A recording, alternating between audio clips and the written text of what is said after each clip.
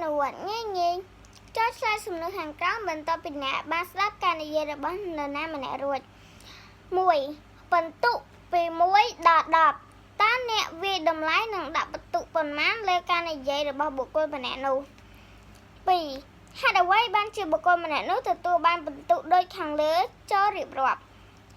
3. តើព័ត៌មានដែលបុគ្គលម្នាក់នោះបានផ្ដល់មកឲ្យទស្សនិកជនស្ថិតនៅក្នុងកម្រិតណាច្រើនពេកតិចពេកឬសមល្មម 4. តើបុគ្គលនោះបានប្រើវិធីសាស្ត្រអ្វីខ្លះក្នុងការជួយអ្នកឲ្យយល់ច្បាស់ពីចំណុចសំខាន់របស់គាត់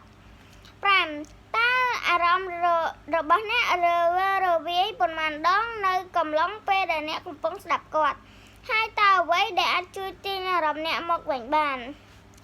6. តើកត្តាបរិយាកាសអ្វីខ្លះដែលរំខានដល់អ្នកតើបុគ្គលដែលកំពុងនិយាយនៅលើវេទិកានោះបានធ្វើអ្វីដើម្បីដោះស្រាយបញ្ហាមួយនេះ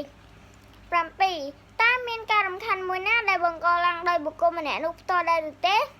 8. តើបុគ្គលម្នាក់នោះប្រើខ្សែភ្នែកបានល្អកម្រិតណាហើយតើគាត់មើលមកអ្នកប៉ុន្មានដង 9. តើបុគ្គលម្នាក់នោះបានបង្កើនភាពទាក់ទាញនៃសង្ឃកថារបស់គាត់យ៉ាងដូចម្តេចតើវាមានប្រសិទ្ធភាពកម្រិតណា 10. តើបុគ្គលម្នាក់នោះបានឆ្លើយតបចំពោះប្រធានបទដែលមានភាពចម្រូងចម្រាសដែរឬទេ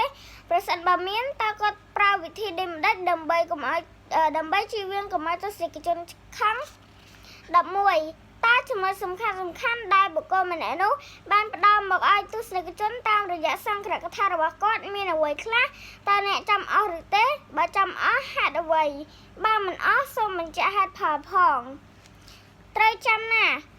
ការនិយាយល្អទាមទារការស្ដាប់ល្អ